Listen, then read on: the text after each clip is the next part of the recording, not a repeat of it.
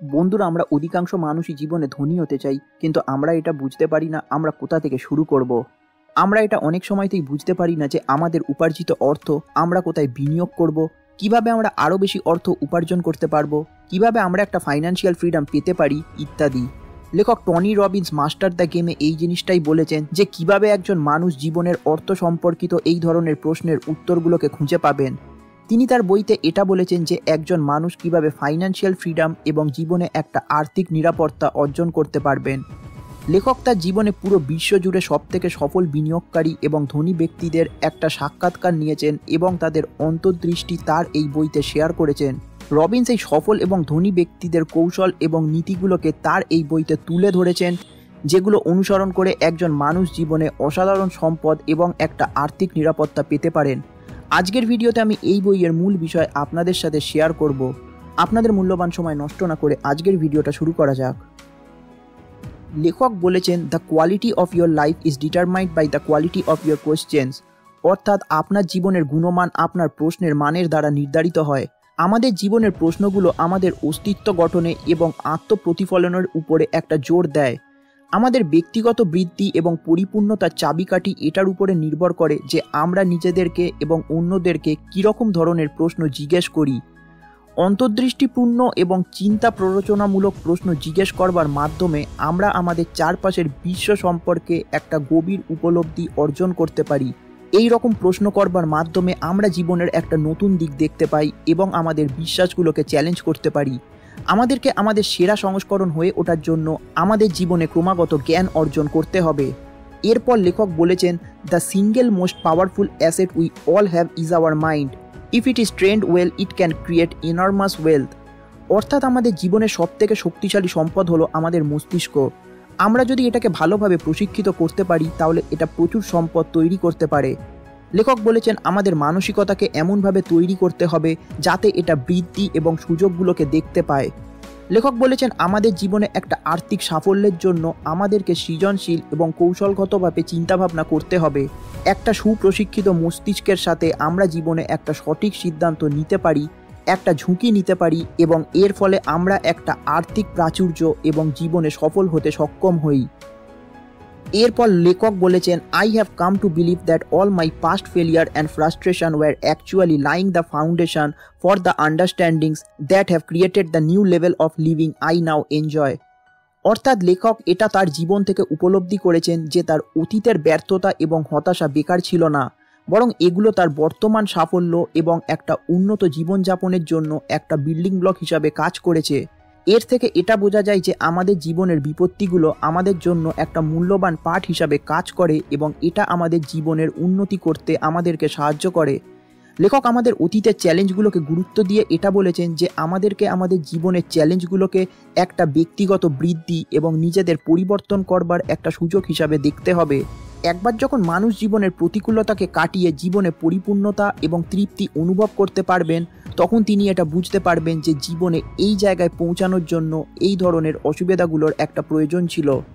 এরপর লেখক বলেছেন যে success is buried on the other side of frustration. অর্থাৎ লেখক এটা বলেছেন যে আমাদের জীবনের সাফল্য আমাদের হতাশার উল্টো দিকে লুকিয়ে আছে। আমাদের জীবনে সাফল্যের জন্য আমাদের ধৈর্যশীল হওয়া উচিত এবং আমাদের জীবনে চ্যালেঞ্জ এবং বাধাগুলোকে অতিক্রম করবার জন্য আমাদের কাজ করা উচিত, যেগুলো আমাদের জীবনে হতাশার জন্ম দেয়। লেখক বলেছেন, মানুষ জীবনে খুব সহজেই সাফল্য অর্জন করতে পারবেন না। আমাদের জীবনে সাফল্য অর্জন করবার জন্য আমাদেরকে কঠোর পরিশ্রম, অধ্যাবসায় এবং হতাশার মুহূর্তগুলোর মধ্যে দিয়ে আমাদেরকে যেতে হবে। আমাদের জীবনের হতাশাকে আমাদের সাফল্যের একটা ধাপ হিসাবে এটাকে ব্যবহার করতে হবে। লেখক বলেছেন যে it's not about how much money you make but how much money you keep. অর্থাৎ লেখক এটা বলেছেন যে আপনি জীবনে কতটা টাকা উপার্জন করছেন এটা অতটা গুরুত্বপূর্ণ বিষয় নয়, কিন্তু আপনি জীবনে কতটা টাকা জমিয়ে রাখছেন এটা অনেক গুরুত্বপূর্ণ, কারণ এটা আপনাকে ধনী হতে এবং ফাইন্যান্সিয়াল ফ্রিডম পেতে সাহায্য করবে। লেখক বলেছেন, জীবনে আর্থিক স্থিতিশীলতা এবং সাফল্য নিশ্চিত করবার জন্য শুধুমাত্র আমাদের আয়ের বৃদ্ধি যথেষ্ট নয়।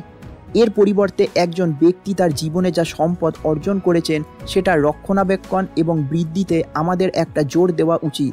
আমরা আমাদের খরচের পরিচালনা করে, বিজ্ঞতার সাথে বিনিয়োগ করে এবং অধ্যবসায়ের সাথে সঞ্চয় করে আমরা জীবনে সম্পদ সংগ্রহ এবং সংরক্ষণ করতে পারি এবং একটা নিরাপদ আর্থিক ভবিষ্যৎ নিশ্চিত করতে পারি।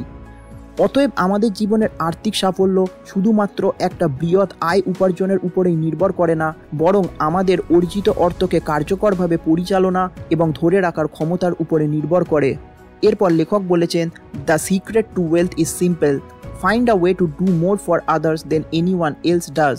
অর্থাৎ অন্যদের চেয়ে আপনি অন্যদের জন্য আরও বেশি কিছু করবার একটা উপায় খুঁজুন। লেখক বলেছেন আমাদেরকে জীবনে অন্যের থেকে অন্যদের জন্য আরও বেশি কিছু করা উচিত।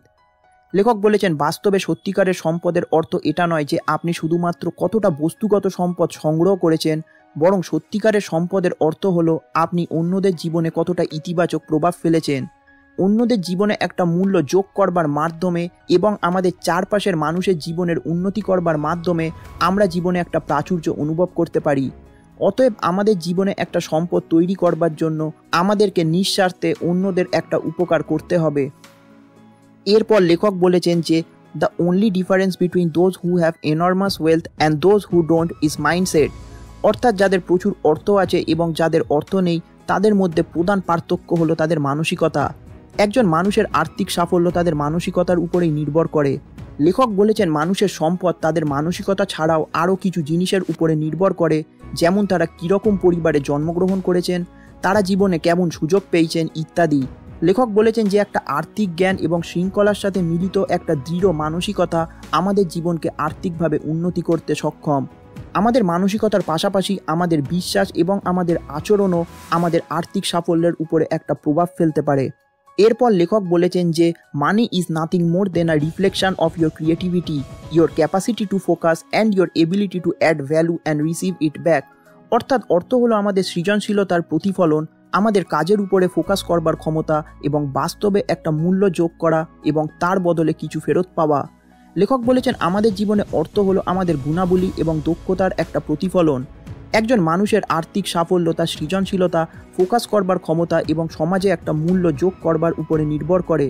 অতএব আমরা যদি আমাদের কল্পনা শক্তিকে সঠিকভাবে ব্যবহার করি, আমরা যদি আমাদের একাগ্রতাকে সঠিকভাবে ব্যবহার করি এবং আমরা যদি অন্যদের জীবনে একটা সঠিক মূল্য যোগ করতে পারি, তাহলে আমরা জীবনে আর্থিক দিক থেকে সফল হতে পারবো। এরপর লেখক বলেছেন only those who have learned the power of sincere and selfless contribution experience life's deepest joy, true fulfillment। অর্থাৎ আপনি যদি জীবনে নিঃস্বার্থভাবে অন্যদের জন্য কিছু করতে পারেন, তাহলে আপনি জীবনে প্রকৃত সুখকে অনুভব করতে পারবেন। যখন কোনো ব্যক্তিরা অন্যদেরকে কিছু নিঃস্বার্থভাবে দিতে সক্ষম হন এবং এর বিনিময়ে যখন তারা তাদের থেকে কোনো আশা রাখে না, তখন তারা শুধুমাত্র নিজেদের জীবনেই না, বরং তারা অন্যদের জীবনেও একটা প্রভাব ফেলে। এরপর লেখক বলেছেন your greatness is limited only by the investment you make in yourself. এর অর্থ হলো আপনার মহত্ব শুধুমাত্র আপনার নিজের মধ্যে করা বিনিয়োগের মধ্যেই সীমাবদ্ধ। লেখক বলেছেন একটা শক্তিশালী এবং সত্যিকারের সাফল্য আমাদের নিজস্ব বৃদ্ধি এবং ব্যক্তিগত বিকাশের উপরে নির্ভর করে। আমাদের আর্থিক সাফল্যের জন্য আমাদের জীবনের আর্থিক বিনিয়োগগুলো যদিও একটা গুরুত্বপূর্ণ ভূমিকা পালন করে, কিন্তু আমরা আমাদের কতটা সময় নিজেদের উন্নতি করবার জন্য বিনিয়োগ করছি এটার উপরেই আমাদের জীবনের সম্পূর্ণ সাফল্য নির্ভর করে। এর অর্থ হলো আমাদেরকে আমাদের সময়কে আমাদের নিজেদের ব্যক্তিগত সুস্থতা, বিনিয়োগ করা, ক্রমাগত কিছু শেখার, একটা নতুন অভিজ্ঞতা অর্জন করা এবং একটা বৃদ্ধির মানসিকতা গড়ে তোলার জন্য ব্যয় করতে হবে। আমাদেরকে আমাদের জীবনের সেরা সংস্করণ হয়ে ওঠার জন্য আমাদেরকে আমাদের জীবনের সীমাবদ্ধতাগুলোকে সরিয়ে ফেলতে হবে। এরপর লেখক বলেছেন the fear of loss is always greater than the desire for gain. এর অর্থ হলো আমাদের লাভের আকাঙ্ক্ষার থেকে আমাদের ভয়ের ক্ষতি সব সময় বেশি থাকে। লেখক বলেছেন মানুষ যখন কোথাও একটা আর্থিক বিনিয়োগ করবে বলে ঠিক করেন, তখন তারা সেটার প্রতি খুব একটা বেশি ঝুঁকি নিতে চায় না, যতই সেখান থেকে একটা আর্থিক লাভ হোক না কেন। এর থেকে এটা বোঝা যায় যে মানুষ জীবনে প্রায় ঝুঁকি নিতে ভয় পায় এবং তারা তাদের সঞ্চিত অর্থ সেখানে রাখতে ভালোবাসেন যেখানে একটা নিরাপত্তা আছে। লেখক বলেছেন এই রকম মানসিকতার কারণেই মানুষ তাদের অর্থকে সঠিক জায়গায় অনেক সময়তেই বিনিয়োগ করে উঠতে পারেন না এবং এর ফলে তারা একটা কম রিটার্ন পান। অতএব আমাদেরকে যদি আমাদের জীবনের আর্থিক স্থিতির উন্নতি করতে হয়, তাহলে আমাদেরকে আমাদের অর্থকে একটা সঠিক জায়গাতে বিনিয়োগ করতে হবে। এরপর লেখক বলেছেন যে success is doing what you want, when you want, where you want, with whom you want, as much as you want. এর অর্থ হলো সাফল্য হচ্ছে আপনি যা চান, যখন সেটাকে চান, যার সাথে আপনি সেটা করতে চান এবং যতটা ইচ্ছা ততটা চান। লেখক এখানে এটা বলতে চেয়েছেন যে আমাদের জীবনের সাফল্য কেবল আমাদের সম্পদ বা মর্যাদা সম্পর্কে নয়, বরং নিজের শর্তে জীবনযাপন করবার স্বাধীনতা সম্পর্কে।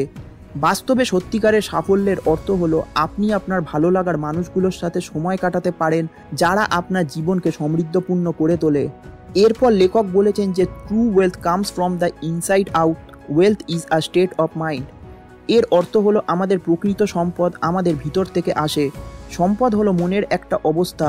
লেখক বলেছেন আমাদের জীবনে সত্যিকারের সম্পদ শুধুমাত্র আমাদের আর্থিক অবস্থার দ্বারা সংজ্ঞায়িত হয় না, বরং এটা আমাদের মানসিকতার দ্বারা নির্ধারিত হয়।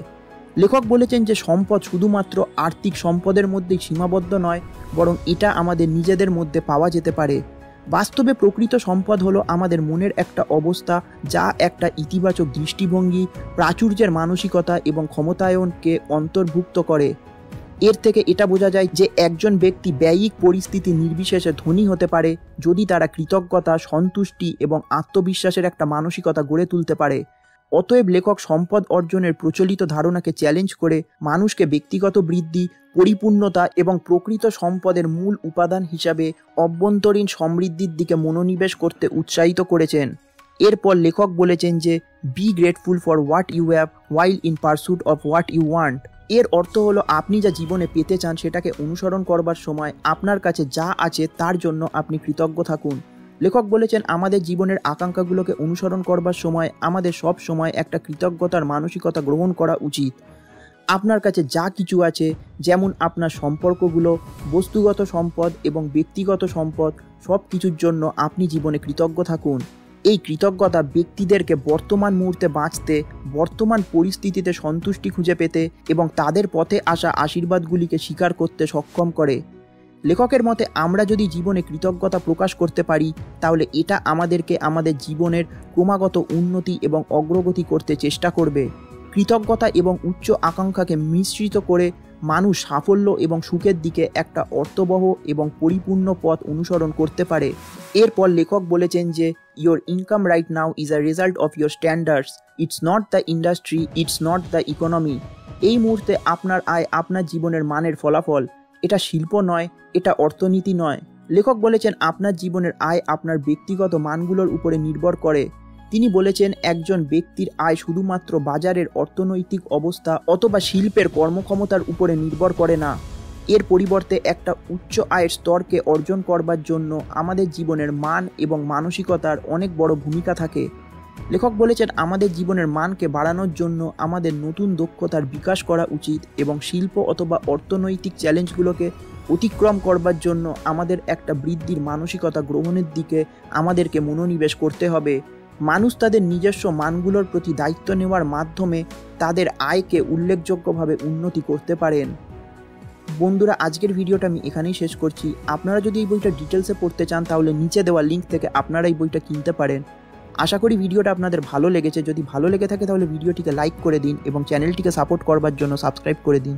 ধন্যবাদ।